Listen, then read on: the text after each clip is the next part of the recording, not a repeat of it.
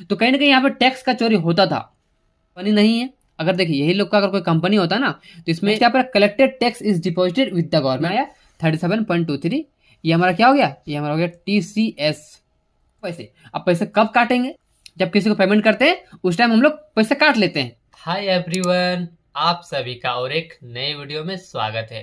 तो दोस्तों, अगर आप भी एक अकाउंटेंट हैं या फिर अकाउंटेंट बनने का तैयारी कर रहे हैं तो आज का वीडियो आप सभी के लिए बहुत ज़्यादा इंपॉर्टेंट होने वाला है। और दोस्तों, इसके पिछले वीडियो में आप सभी ने ढेर सारा प्यार दिया, जहाँ पर मैंने आपको बताया था TDS का डिटेल वीडियो। तो अगर आप लोगों ने अभी तक नहीं देखा हुआ है तो वीडियो को देख सकते हैं, जहाँ पर मैंने TDS को काफ़ी डिटेल में कवर किया हुआ है, थ्योरी प्लस प्रैक्टिकल, ये वाले वीडियो में। तो अगर आप लोगों ने अभी तक नहीं देखा हुआ है तो जाइए जरूर देखिएगा, उस वीडियो को लिंक डिस्क्रिप्शन बॉक्स में दिया हुआ है, ठीक है।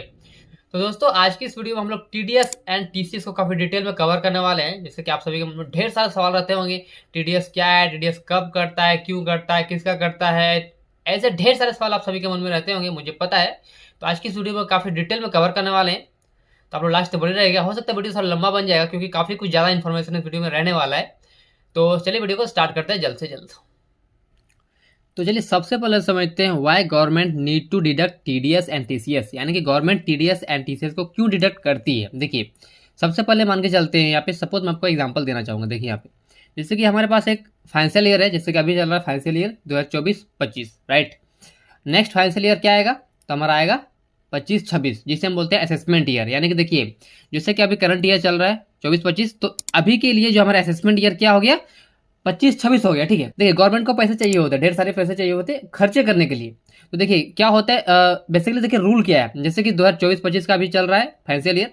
तो ये साल क्या होता है, ये साल का जो इनकम टैक्स बनेगा, यानी कि जो लोग इनकम करेंगे उस इनकम को ITR फाइल कब करते हैं, फाइल करते हैं फाइनेंशियल ईयर बोले तो 25-26 में, करेक्ट है ना।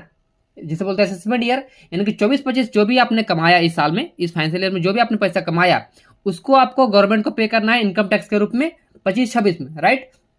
तो देखिए गवर्नमेंट क्या कहती है, देखिए आप, मुझे पता है कि आप 2025-26 में देंगे, बट देंगे या नहीं देंगे कोई गारंटी नहीं है, राइट।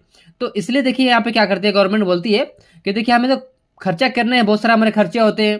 तो 2024-25 में हमारा खर्चा होगा एंड 25-26 में भी हमें खर्चा होगा, और मुझे पता है कि आप लोग 2025-26 में देंगे, बट गारंटी नहीं कि आप देंगे या नहीं देंगे। तो गवर्नमेंट क्या करती है, गवर्नमेंट को पता है कि देखिए जो 24-25 में कोई बंदा मान के चलते पैसा कमाया, ठीक है, कोई बंदा पैसा कमाया जो 24-25 में, ठीक है, बहुत सारा पैसा कमाया उसने, सैलरी से कमाया, रेंट से कमाया, यहाँ से वहाँ से बहुत सारा पैसा पैसा कमा लिया।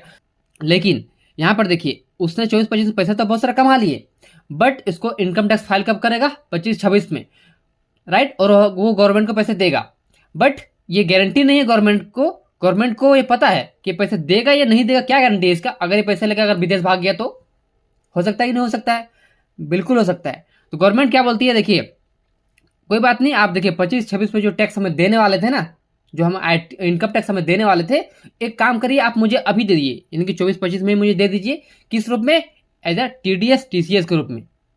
इसे बोलते हैं एडवांस टैक्स। यानी कि गवर्नमेंट देखिए जो टैक्स आप फाइनेंशियल ईयर 25-26 में देने वाले थे, ठीक है, वो टैक्स गवर्नमेंट ने आपसे अभी ले ली, यानी कि 24-25 में ही आपने, आपसे जो है गवर्नमेंट ने TDS कलेक्ट कर लिया, TDS के रूप में बोलिए, TCS के रूप में आपसे गवर्नमेंट ने टैक्स कलेक्ट कर लिया, जिसे बोलते हैं एडवांस टैक्स।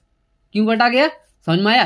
क्योंकि गवर्नमेंट को डाउट है कि ये बंदा पैसा कमाएगा, ढेर सारा पैसा कमाएगा, और 2024-25 में तो कमा लिया, 25-26 में जब देने का बारी आया, जब मतलब जब इनकम टैक्स भरने का बारी आया तो इसने इनकम टैक्स भरा ही नहीं, राइट। पैसे लेकर कहीं विदेश भाग गया, ऐसा हो सकता है, पहला पॉइंट। दूसरा पॉइंट, आप देखिए इसने पैसे तो ढेर सारा कमाया 24-25 में, बट क्या गारंटी है कि ये साल, नेक्स्ट साल जो है इनकम टैक्स रिटर्न भरेगा और हमें पैसे देगा, नहीं देगा। क्योंकि बहुत सारे लोग इनकम टैक्स जो है रिटर्न भरते ही नहीं है। तो कहीं ना कहीं यहाँ पर टैक्स का चोरी होता था, समझ रहे हैं आप लोग। तो इसके लिए देखिए क्या कर दिया गवर्नमेंट ने, कि आप पैसा कमाते जाओ और हमें देते जाओ।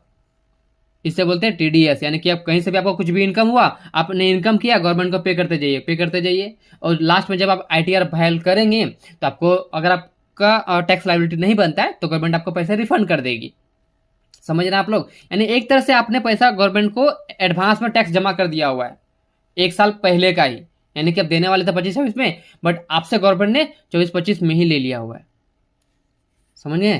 तो ये है एक कारण जो कि गवर्नमेंट जो है टीडीएस को पहले डिडक्ट कर लेती है एडवांस टैक्स के रूप में, क्योंकि बाद में बहुत सारे लोग जो है इनकम टैक्स फाइल नहीं करते हैं, तो गवर्नमेंट को एक तरह से टैक्स नहीं मिल पाता है इसके लिए। तो आई होप आप सभी को ये पॉइंट जो क्लियर हो गया होगा अच्छे से कि गवर्नमेंट जो है टीडीएस को एंड टीसीएस को क्यों डिडक्ट करती है। ओके, चलिए आगे नेक्स्ट बढ़ते हैं। और देखिए, आप सभी को एक चीज़ मालूम होना चाहिए कि जब भी आपको टीडीएस डिडक्ट करना है, तो टीडीएस को डिडक्ट करने से पहले आपको चाहिए 10 नंबर, ठीक है। तो थोड़ा समझ लेते हैं कि आखिर 10 नंबर लेना किनको मैंडेटरी है। तो देखिए, सबसे पहले यहाँ पे कोई पार्टनरशिप कंपनी हो गया, कोई भी एलएलपी कंपनी हो गया, कोई भी प्राइवेट लिमिटेड, पब्लिक लिमिटेड, तो इनके लिए मैंडेटरी होता है 10 नंबर लेना। यानी कि ये लोग 10 नंबर लेंगे 100%। जब ये लोग रजिस्ट्रेशन करेंगे अपने फर्म का, उसी टाइम इनको 10 नंबर का भी रजिस्ट्रेशन लेना है, ठीक है। तो ये लोग के लिए कंपलसरी हो गया। तो ये देखिए, ये लोग क्या करते हैं, सपोज करिए कि आपने जो है इनको एक ट्रांसपोर्टेशन का बिल दिया, ठीक है। यानी कि आपने एक सप्लायर दूसरे सप्लायर तक जो गुड्स का मूवमेंट किया, यानी गुड्स को पहुंचा दिया उनके शॉप तक, और आपने इनको ट्रांसपोर्टेशन का बिल दिया, ठीक है। तो ये लोग देखिए क्या करेंगे, डे 1 से ही अगर आपने उसको बिल दिया, थोड़ा सपोज करिए आपने उनको बिल दिया 20,000 रुपये का, ठीक है। तो ये क्या करता है, ये लोग फिर भी आपका टीडीएस काटेंगे, क्योंकि ये लोग डे 1 से टीडीएस को काटना स्टार्ट कर देते हैं। क्योंकि हो सकता है जैसे कि आपने अभी 20,000 का बिल दिया, ठीक है, हो सकता है कुछ महीने बाद आप फिर से 20,000 का बिल देंगे, फिर से 20,000 का बिल देंगे, इस तरह से होता है ना।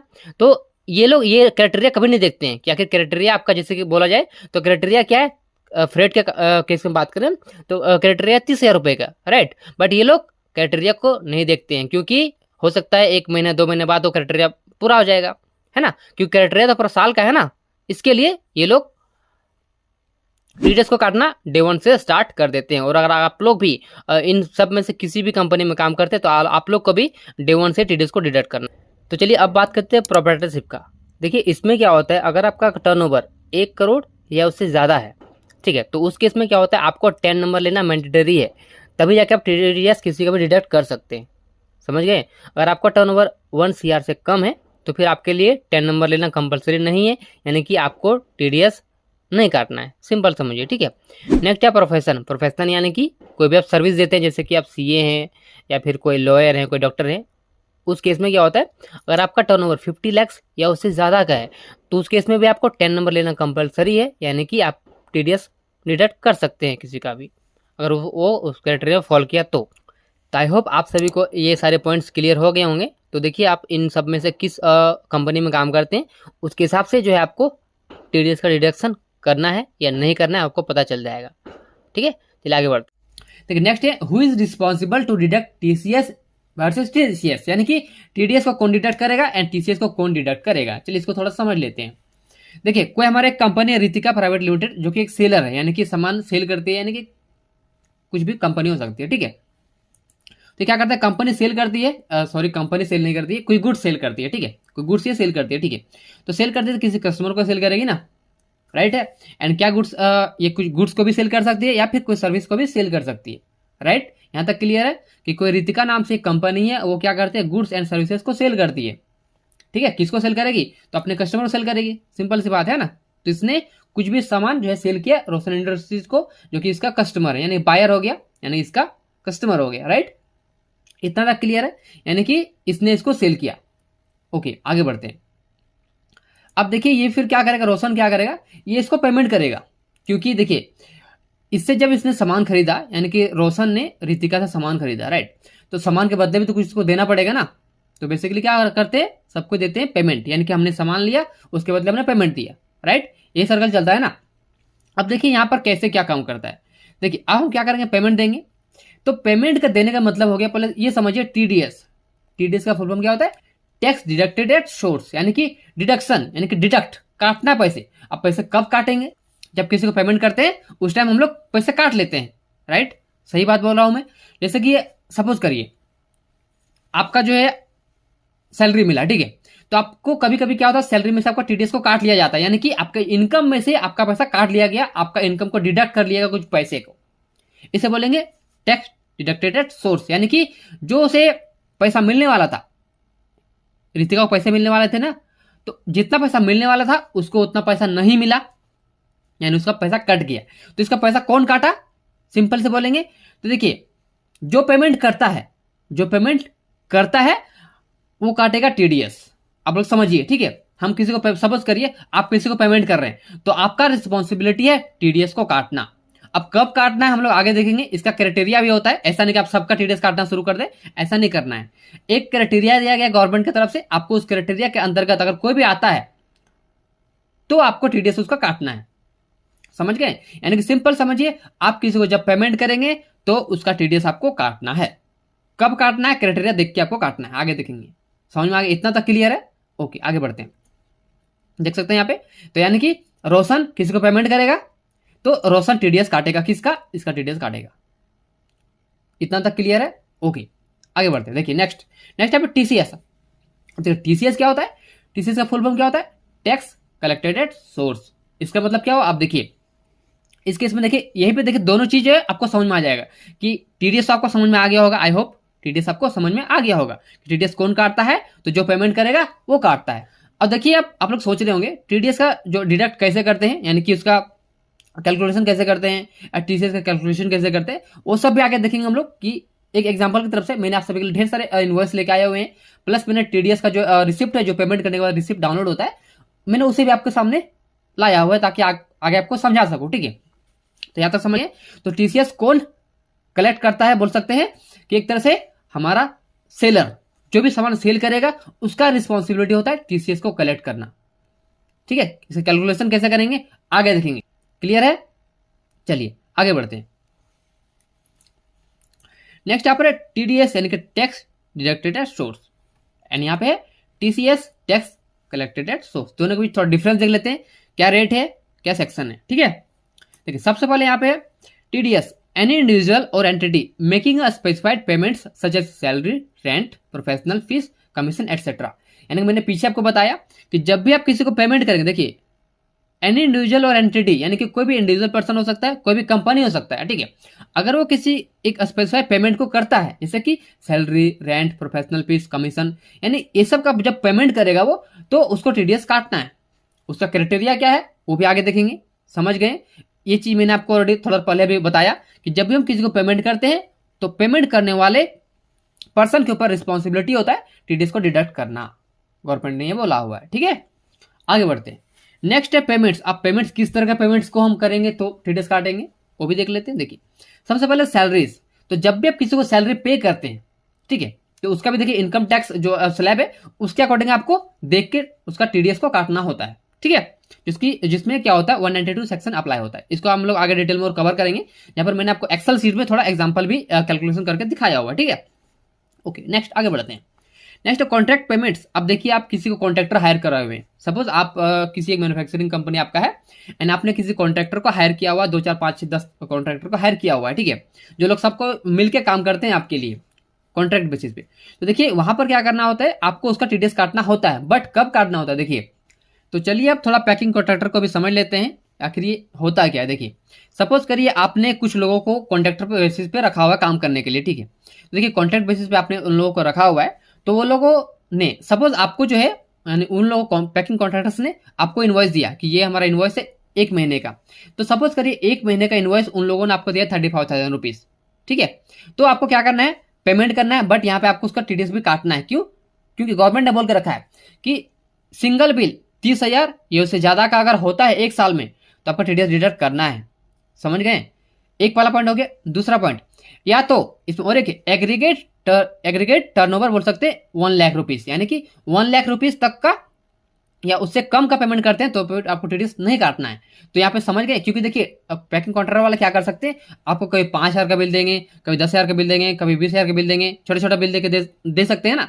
तो उसमें ही गवर्नमेंट ने बोल दिया है कि छोटा छोटा बिल हो या कुछ भी हो, अगर पहला कंडीशन या उससे ज्यादा का अगर आपको बिल देता है पैकिंग कॉन्ट्रैक्टर तो टीडीएस काट लेना है, पहला हो गया। दूसरा, अगर आप उसको जैसे कि वो आपको 5,000 5,000 5 ऐसा करके बिल दे रहा है, तो अगर आप 1 लाख रुपीज क्रॉस कर जा रहे हैं, यानी 1 लाख से अधिक का उसको पेमेंट कर रहे हैं पैकिंग कॉन्ट्रैक्टर को, तो भी आपको टीडीएस काटना है, कंपलसरी है। ये 2 कंडीशन होता है पैकिंग कॉन्ट्रैक्टर्स के लिए, तो टीडीएस उसका काटना कंपलसरी है। समझ गए? चलिए आगे बढ़ते हैं। नेक्स्ट है प्रोफेशनल फीस। अब देखिए अगर आप किसी को प्रोफेशनल फीस दे रहे हैं, प्रोफेशनल फीस क्या होता है देखिए, जैसे कि कोई सीए हो गया, आप सीए आपने हायर किया हुआ है, सीए को पेमेंट करना पड़ेगा ना, तो सीए भी आपको बिल देगा, तो उस बिल के हिसाब से आपको टीडीएस उसका काट के देना है।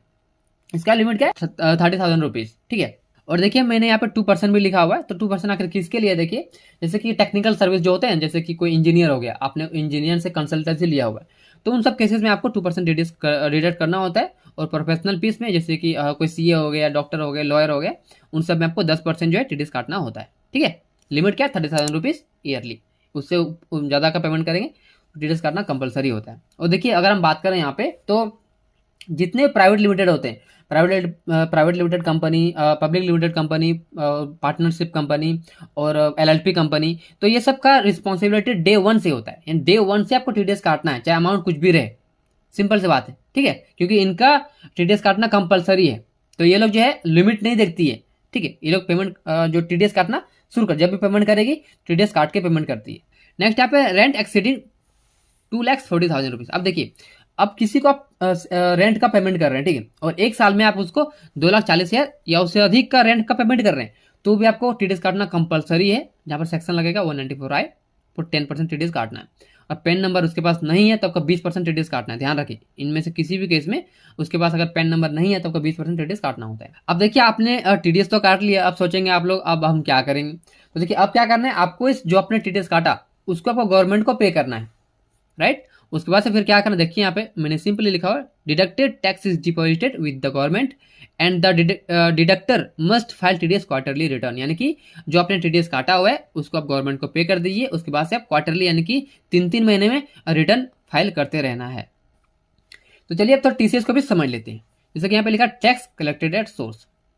सबसे पहले TCS is collected by a seller from the buyer. जैसे कि मैंने आपको स्टार्टिंग में बताया था ना, टीसीएस कौन कलेक्ट करेगा, तो सेलर जो सामान सेल करेगा ना वो टीसीएस कलेक्ट करेगा बायर से, ठीक है।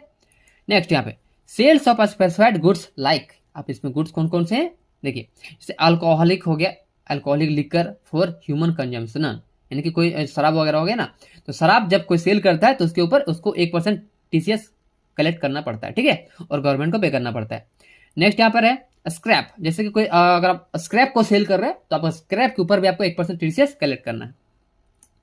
नेक्स्ट तेंदुलिप्स, ठीक है, जो जंगल में मिलते हैं ना, तो वो तेंदुलिप्स के ऊपर भी अगर आप तेंदुलिप्स को अगर आप सेल करते हैं तो आपको 5% का यहाँ पे टीसीएस कलेक्ट करना है। Minerals like coal and lignite, यानी कि कोयला हो गया है ना, वो सब जो सेल करेंगे आप उसमें आपको 1% टीसीएस कलेक्ट करना है। नेक्स्ट है मोटर व्हीकल एक्सीडिंग 10 लाख। अब देखिए अभी मैं एक चीज बताता हूँ आपको। देखिए कुछ दिनों पहले चंकी पांडे, आप लोगों ने नाम सुना होगा चंकी पांडे का, तो चंकी पांडे ने भी एक हाल ही में जो है व्हीकल लिया हुआ है, तो देखेंगे उसमें उन्होंने एक बिल भी शो किया, देख सकते हैं आप लोग स्क्रीन में देख सकते हैं ये वाला बिल।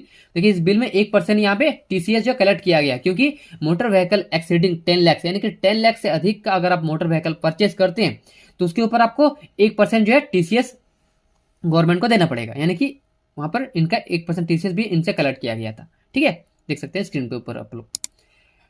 नेक्स्ट यहाँ पर collected tax is deposited with the government, यानी कि आप लोगों ने टीसीएस तो कलेक्ट कर लिया, टैक्स तो आपने कलेक्ट कर लिया, करेंगे क्या, तो आपको क्या करना है, अब आपको उसको गवर्नमेंट को पे कर देना है। And seller must file TCS returns, आप सेलर को टीसीएस का रिटर्न भी हमेशा भरते जाना है। तो जैसा कि आप लोग स्क्रीन में देख पा रहे होंगे, देखिए ये एक टीडीएस पेमेंट किया गया था, उसका रिसिप्ट है, मैं आपको थोड़ा दिखाता जूम करके, देखिए जो कि एक पैकिंग कॉन्ट्रैक्टर का, देखिए तो ध्यान देंगे आप लोग, देखिए यहाँ पे पैकिंग कॉन्ट्रैक्टर्स, यानी कि देखिए हमने यहाँ पे पैकिंग कॉन्ट्रैक्टर्स को पेमेंट करा हुआ था। देखिए इसमें टोटल 4 पैकिंग कॉन्ट्रैक्टर है, तो चारों को हमने अनीस को दिया इतना, इसको दिया इतना, यानी कि चारों को हमने इतना इतना का जो है पेमेंट करने वाले हैं, ठीक है। तो पेमेंट हमने किया नहीं है, पेमेंट करने वाले हैं, ठीक है। तो सबसे पहले हम क्या करेंगे, सबका जोड़ेंगे, यानी कि टोटल हम पैकिंग कॉन्ट्रैक्टर में कितना का खर्चा कर रहे हैं, तो टोटल हमें इतना पैसा देने वाले हैं, ठीक है। तो एक्चुअल में इतना पैसा हम नहीं देंगे, कितना देंगे, तो ये इसका 1% टीडीएस डिडक्ट कर लेंगे, कितना रुपीज़, 493 रुपीज़, देख सकते हैं यहाँ पे 493 रुपीज़। आप लोग सोचेंगे यहाँ पे 1% टीडीएस डिडक्ट क्यों किया गया, देखिए क्योंकि ये लोग ये इंडिविजुअल है, इनका कोई कंपनी नहीं है। अगर देखिए यही लोग का अगर कोई कंपनी होता ना तो इसमें इन लोगों का 2% टीडीएस डिडक्ट होता है यहाँ पे। तो चूंकि ये लोग पूरा इंडिविजुअल है इसलिए इन लोगों का यहाँ पे 1% टीडीएस ही डिडक्ट हुआ है, देख सकते हैं यहाँ पे 493 रुपीज़ का यहाँ पे हमने गवर्नमेंट को टीडीएस पे कर दिया हुआ है, ठीक है। तो ये चीज़ हुआ। अब थोड़ा देखते हैं इसका कैलकुलेशन, आखिर कैलकुलेशन कैसे हो। तो देखिए यहाँ पर देखेंगे आप लोग कि यहाँ पर एक तरह से बिल जो है, सपोज करिए कि हमारा कंपनी का नाम पीएस कंपनी है एंड हमें जो है मुरली मोहन से जो है एक तरह से रेंट का बिल रिसीव हुआ है, ठीक है। तो देखिएंगे आप लोग यहाँ पे कि इसमें देखिए टैक्स भी लगा हुआ, देख सकते हैं यहाँ पे यानी कि एक तरह से टैक्स इनवॉइस हो गया। यानी कि ये हमारे जो मुरली मोहन है, ये कौन है, तो ये एक तरह से हमारा रेगुलर पार्टी है, उसके पास जीएसटी नंबर अवेलेबल है। अगर जीएसटी नंबर है तभी तो हमसे टैक्स कलेक्ट कर रहा है ना, समझ गए। तो देखिए इस केस में आपको टीडीएस जो है कैसे कैलकुलेट करना है, थोड़ा इसको थोड़ा इसको जूम कर लेते हैं। देखिए तो उसके लिए निकालेंगे एक्सेल में कैलकुलेशन करेंगे ताकि मैं आपको अच्छे से डिटेल में एक्सप्लेन कर सकूं, ठीक है। तो मैंने एक्सेल का ओपन कर लिया। देखिए थोड़ा साइज को बड़ा कर लेते हैं, यहाँ पे एक बॉर्डर अप्लाई कर देते हैं ना, ताकि आपको थोड़ा सा अच्छे से दिखेगा। बॉर्डर अप्लाई करते हैं, थोड़ा साइज को इंक्रीज कर देते हैं। ओके, इतना काफ़ी। अब देखिए तो देखेंगे आप लोग यहाँ पे, देखिए ये जो बिल है, इस बिल में देखिए जीएसटी भी लगा हुआ है। तो देखेंगे यहाँ पे आप लोग एक चीज़ आप लोग याद रखेंगे हमेशा, टीडीएस जो करता है हमेशा करता है टैक्सेबल वैल्यू के ऊपर। देखिए यहाँ पे इसका टैक्सेबल वैल्यू कितना है, और देखिए इसके बाद जो हम लोग और एक इन्वॉइस देखेंगे जहाँ पर जो है इन्वॉइस में टैक्स नहीं लगा हुआ है, तो उस केस में आप क्या करेंगे वो भी हम लोग देखेंगे। तो सबसे पहले समझ लेते हैं कि इस इन्वॉइस में देखिए टैक्स भी लगा है, यानी कि जीएसटी भी लगा हुआ है। तो उस केस में देखिए बहुत सारे लोग क्या करते हैं, टोटल के ऊपर टीडीएस को काटते हैं, जो बिल्कुल गलत है। देखिए गलत क्यों है, क्योंकि देखिए जैसे कि हमने देखिए इस पार्टी से यानी कि मुरली मोहन से हमें रिसीव हुआ ये बिल, ठीक है। पीएस कंपनी हमारा कंपनी, हमें रिसीव हुआ बिल। तो देखिए हम क्या करेंगे, जीएसटी जो है जीएसटी को तो हम क्लेम कर लेंगे ना, जीएसटी को हम क्लेम कर लेंगे। तो इसके लिए क्या होता है, जो टैक्सेबल अमाउंट होता है ना, टैक्सेबल अमाउंट के ऊपर हमेशा ही टीडीएस को डिडक्ट किया जाता है, ठीक है। चलिए एक्सेल में आते हैं एंड इसका कैलकुलेशन करते हैं। देखिए तो यहाँ पर क्या लिखेंगे, यहाँ पर लिखते हैं टैक्सेबल वैल्यू को 45947 टैक्सेबल वैल्यू हो गया। अब इसका देखिए इक्वल टू, यानी कि आप चाहे ऐसा भी लिख सकते हैं, यहाँ पे लिखिए 10%, ठीक है। यहाँ पे करेंगे equal to this cell into this cell, enter, देख सकते हैं आ गया। तो 4595, यानी कि सिंपल समझिए इसका जो टीडीएस कितना कटेगा, इसका टीडीएस कटेगा 4595 रुपये का। समझ में आया आपको, क्लियर है। अब देखिए तो देखेंगे टोटल आप लोग यहाँ पे एक चीज़ कि टोटल इसको हमें देना था कितना, इतना 54,217 इतना देना था हमें, बट इसको एक्चुअली इतना देंगे नहीं। कितना देंगे देखिए, तो यहाँ पर लिख लेते हैं, यहाँ पे लिखेंगे 54,214 इतना देने वाले थे, बट इतना देंगे नहीं। क्या करेंगे, तो यहाँ पे इक्वल टू, यहाँ पे नहीं तो यहाँ पे लिख लेते हैं एक बार ना। देखिए तो टीडीएस कितना कटने वाला था 4595, यानी कि देखिए ये क्या हो गया, ये इसका हो गया टोटल। तो साइज छोटा हो जा रहा है, तो साइज यहाँ बड़ा कितना है, यहाँ पे 22 में है, तो इसका साइज को बड़ा कर लेंगे 22, ताकि थोड़ा आपको अच्छे से दिखे, ठीक है। तो थोड़ा इसको कॉलम को बड़ा कर लेते हैं। यहाँ पर लिखेंगे टोटल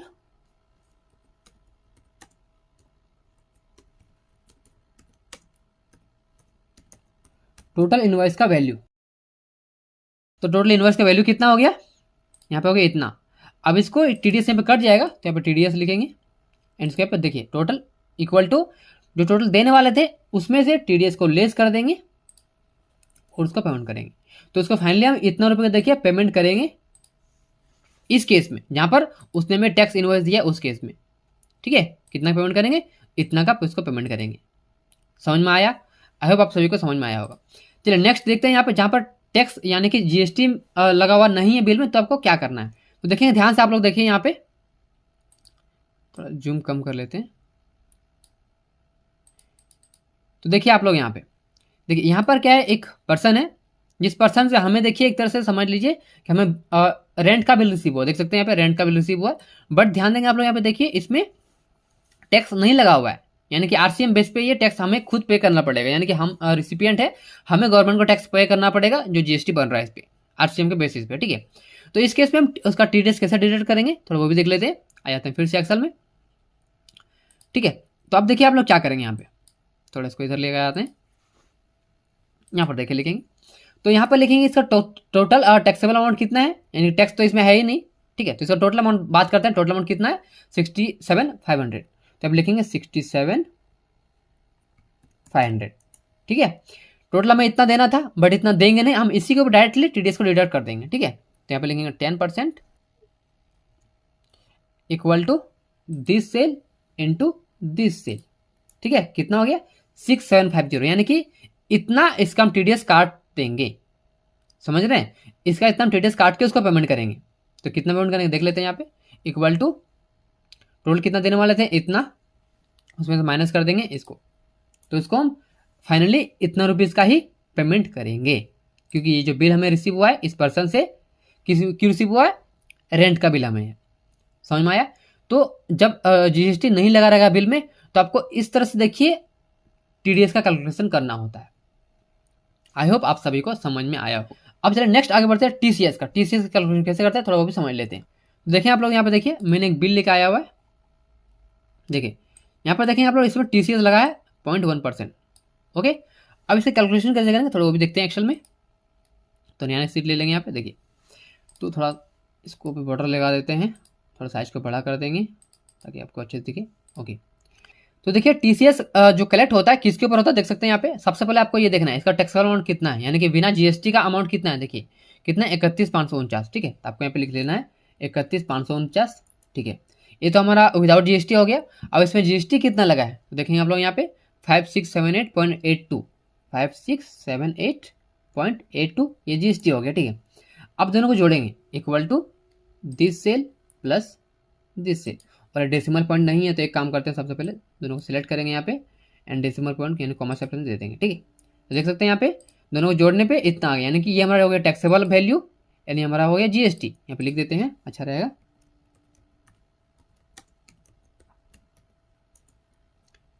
थोड़ा सा साइज को इंक्रीज कर देते हैं ताकि आपको देखने में प्रॉब्लम ना हो।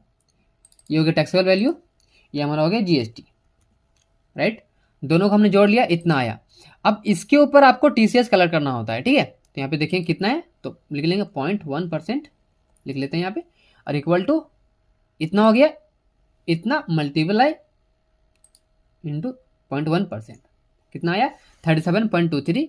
ये हमारा क्या हो गया, ये हमारा हो गया टीसीएस, जो कि देख सकते हैं आप लोग बिल में भी यही चीज यहाँ पे आया हुआ है, समझ में आया, ठीक है। देखिए इस तरह से देखिए टीसीएस का जो है कैलकुलेशन किया जाता है। आई होप आप सभी को ये चीज़ भी समझ में आया होगा कि आखिर टीसीएस का जो है कैलकुलेशन कैसे किया जाता है।